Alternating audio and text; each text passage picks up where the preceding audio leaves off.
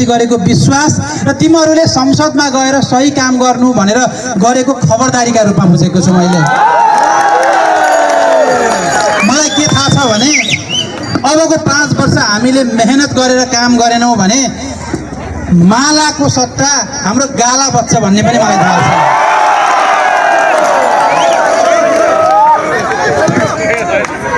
मैले हरेक ठाउँमा एउटा कुरा हाँसेर भन्ने गरेको छु, यो पटक घन्टी बजाउने घन्टीका उम्मेदवारले काम गरेनन् भने 5 वर्षपछि भोट माग्न आउँदा त्यही घन्टीले बजाउने भनेर भनेको थियो। तपाईहरुले यसरी घन्टी बजाइदिनु भयो कि बहिरा नेताहरू पनि उठ्ने अवस्था आयो। म के भन्थे भने नेपाली जनता र दाङ दुईका जनतालाई अब पुरानो नेतालाई झुक्क्याउन गजबले आएछ भनेर जसले तपाईहरुलाई अहिलेसम्म झुक्क्यायो नि तपाईहरुले यो पटक गजबले झुक्क्याइदिनु भयो। तर अब यो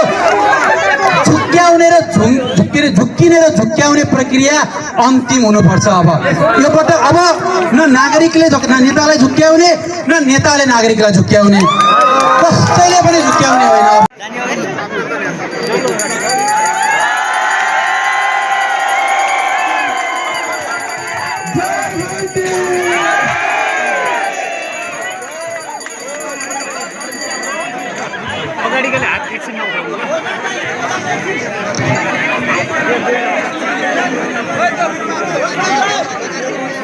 बोलौँ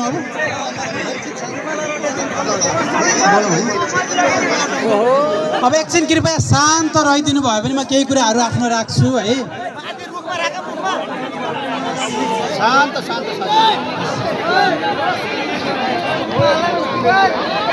सर्वप्रथम त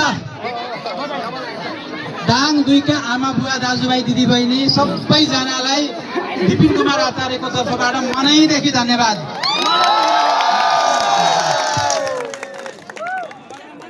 मैले धेरै पटक धेरै ठाउँमा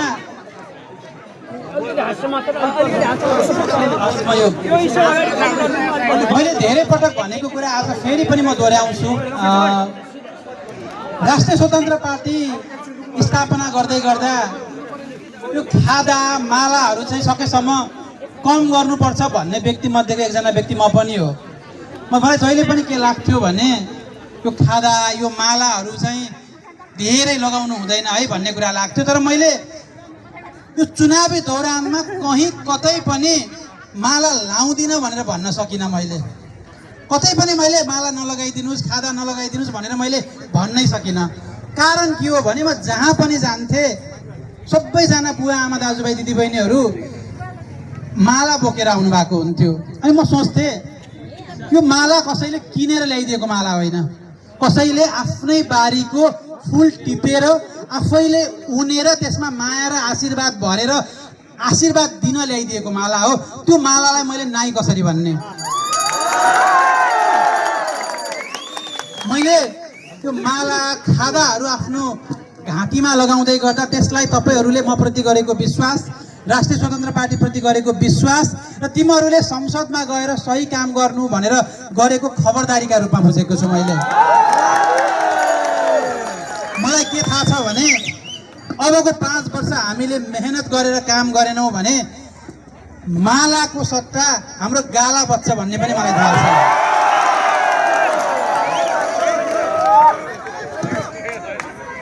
मैले हरेक ठाउँमा एउटा कुरा हाँसेर भन्ने गरेको छु, यो पटक घन्टी बजाउने घन्टीका उम्मेदवारले काम गरेनन् भने 5 वर्षपछि भोट माग्न आउँदा त्यही घन्टीले बजाउने भनेर भनेको थियो। तपाईहरुले यसरी घन्टी बजाइदिनु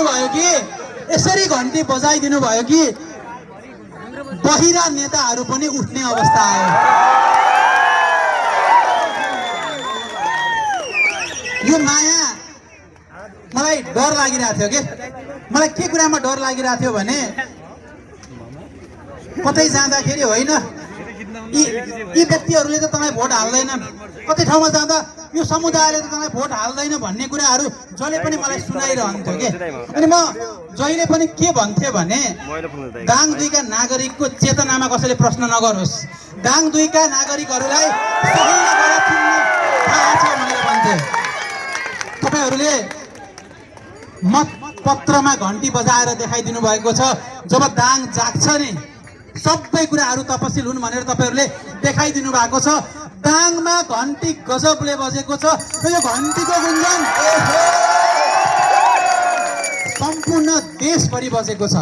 तपाईहरूले मैले धेरै ठाउँमा सुनेको छु दाङको मान्छेले झापाको व्यक्तिलाई फोन गरेर यो पटक घन्टी बजाउनु भनेर भनेको छ, दाङको मान्छेले कञ्चनपुरमा फोन गरेर यो पटक घन्टी बजाउनु भनेर भनेको छ। आज तपाईहरूको अगाडि उभिँदै गर्दा तपाईहरूको आँखामा राष्ट्रिय स्वतन्त्र पार्टीप्रति घन्टी पार्टीप्रति हामीले विश्वास मात्रै देखेका छौँ। तपाईहरूको आँखामा अपेक्षा छ। तपाईहरूको आँखामा के अपेक्षा छ भने यो पटक आउने पार्टीले चाहिँ हाम्रो काम गरिदियोस् भन्ने अपेक्षा छ। मैले यो 40 दिनमा यो 40 दिन जतिमा 40-45 दिनमा भोट माग्न जाँदै गर्दाखेरि एकजना व्यक्तिले पनि मलाई के भनेन भने मलाई पैसा दिनुस् भोट हाल्छु भनेर एकजना व्यक्तिले पनि भनेन। एकजना व्यक्तिले पनि मलाई के भनेन भने चामलको बोरा ल्याइदिनुस् अनि भोट हाल्छु भनेर मलाई कसैले पनि भनेन। म चुनावको मौन अवधिमा धेरैजना साथीहरूले के भन्नुहुन्थ्यो भने यहाँ त खसी काटियो, यहाँ त बुङ्गुर काटियो, यहाँ त यो काटियो, यहाँ त पैसा बाँडियो भनेर भन्नुहुन्थ्यो। म हाँसेर बस्थेँ। म के भन्थेँ भने नेपाली जनता र दाङ 2 का जनतालाई अब पुराना नेतालाई झुक्क्याउन गजबले आएछ भनेर म हाँसेर बस्थेँ। जसले तपाईहरूलाई अहिलेसम्म झुक्क्यायो नि तपाईहरूले यो पटक गजबले झुक्क्याइदिनु भयो।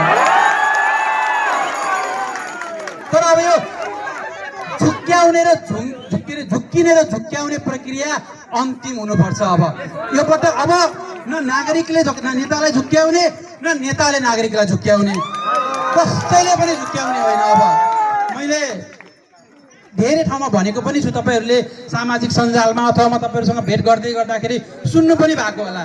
म जहाँ पनि जाँदै गर्दा नागरिकले राखेका अपेक्षाहरू सुन्नुभयो भने आँखाबाट आँसु आउँछ।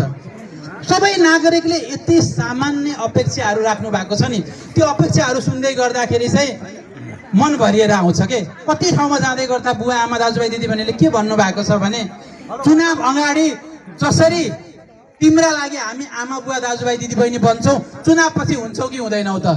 बाटोमा भेट्यौ भने हामीलाई चिन्छौ कि चिन्दैनौ त? गाई भन्छौ कि भन्दैनौ, आमा भन्छौ कि भन्दैनौ भनेर सबैजनाले सोध्नु भएको छ। सबैजनाले के भन्नुभएको छ भने चुनाव पछाडि नबदलिनु है, चुनाव पछाडि हामीलाई चिन्नु है, चुनाव पछाडि हामीलाई माया गर्नु है भनेर लगभग हरेक घरको एकजना बुवा आमा दाजुभाइ दिदीबहिनीले आशीर्वाद दिँदै भन्नुभएको छ। मलाई के भन्नुभएको छ भने हामी राजनीतिदेखि दिक्क भयौँ विपिन, अन्तिम पटक कुनै राजनीतिज्ञलाई कुनै पार्टीलाई विश्वास गर्दैछौ, यो पटक पनि तिमीहरूले विश्वास तोड्यौ भने हामीलाई राजनीतिप्रति कहिल्यै पनि विश्वास लाग्दैन भनेर हामीलाई थाहा छ तपाईहरूले हामी माथि गर्नुभएको अपेक्षाको भारी कति ठुलो छ भनेर। मलाई हरेक किसान बुवा आमा दाजुभाइ दिदीबहिनीसँग भेट्दै गर्दाखेरि उहाँले के भन्नुहुन्छ, विपिन अथवा बाबु अथवा नेताज्यू अथवा भाइ, हामी आफ्नै पैसाले मल किन्छौँ तर मल चाहिने बेला मल ल्याइदिने व्यवस्था गर्नु है भनेर एउटा किसानले पैसा तिरेर मल मागिरहेको छ।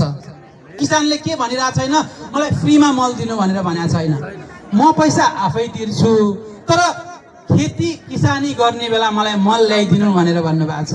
कोही आमा बुवाले के भन्नुहुन्छ, मेरा छोराछोरी बिरामी हुँदै गर्दाखेरि सर्वसुलभ अस्पताल ल्याइदिनु भन्नुहुन्छ, कसैले मेरा छोराछोरी पढाउने स्कुल राम्रो भइदियोस् भन्नुहुन्छ, कसैले मेरो भान्सामा मैले खाना खाने बेला बाटोको धुलो आउँछ त्यो धुलो बन्द गरिदिनुहोस् भनेर भन्नुहुन्छ।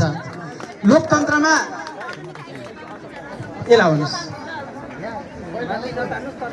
होइन देखाउनलाई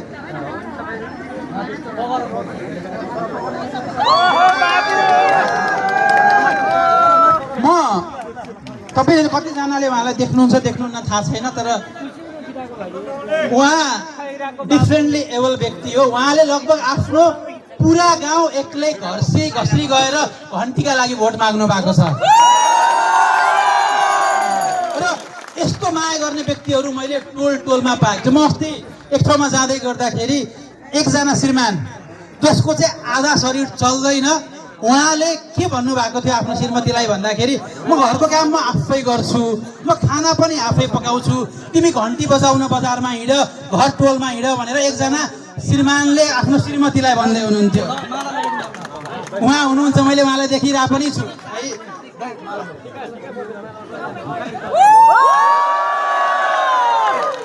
मलाई थाहा छ यो माया गर्ने जति पनि हुनुहुन्छ यहाँ कतिजना विदेशबाट टिकट काटेर भोट हाल्न आउनु भएको छ।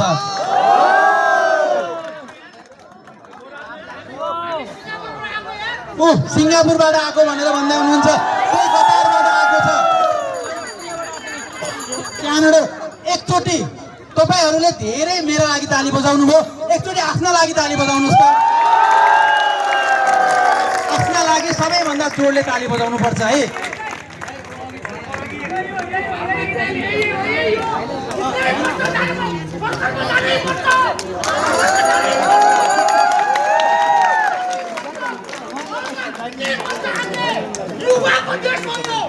हो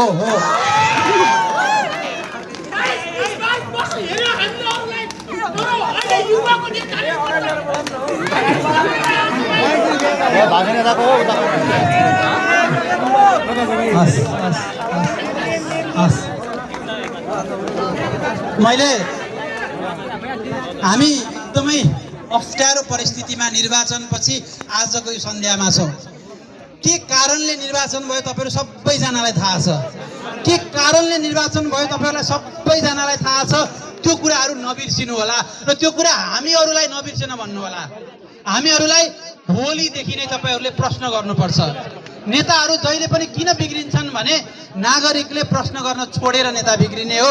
यो पटक तपाईँहरू सबैजनाले प्रश्न गर्नु होला। मैले वार्तापत्र मार्फत जे कुराहरू गर्ने वाचा गरेको छु त्यो वाचा के भयो भनेर तपाईँहरूले मलाई प्रश्न गर्नु होला। देशभरका सांसदहरूलाई प्रश्न गर्नु होला। म के बुझ्छु भने तपाईहरूको राष्ट्रिय स्वतन्त्र पार्टीप्रति ठुलो अपेक्षा छ भन्ने कुराहरू बुझ्छु। मैले जहाँ पनि जहिले पनि दुईटा कुरा मात्रै भनेको छु। हामी एउटा यस्तो समाजको परिकल्पना गर्न चाहन्छौँ जुन समाजमा एउटा नागरिकलाई नेताको नजिक हुन नपरोस्।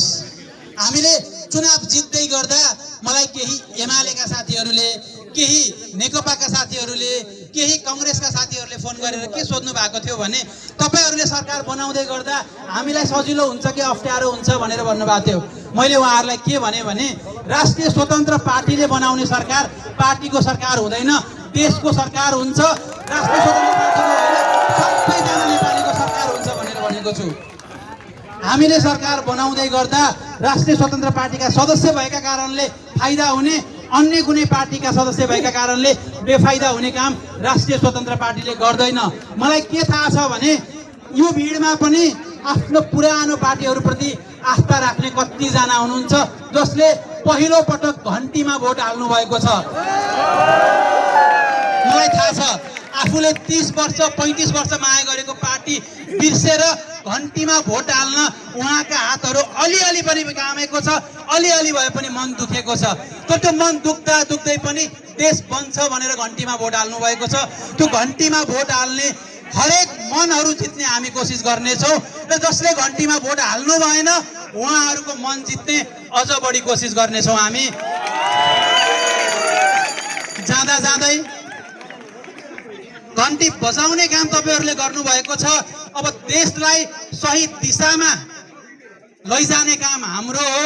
हामीलाई भोट हाल्ने सबैजनाले के भन्नुहुन्थ्यो भने हामी तपाईलाई जिताउँछौँ, तपाईँ देशलाई जिताउनुहोस् भनेर भन्नुहुन्थ्यो। अब देश जिताउने यात्रा सुरु भएको छ। यो माया, यो आशीर्वादका लागि मनैदेखि धन्यवाद। जय घन्टी, जय घन्टी।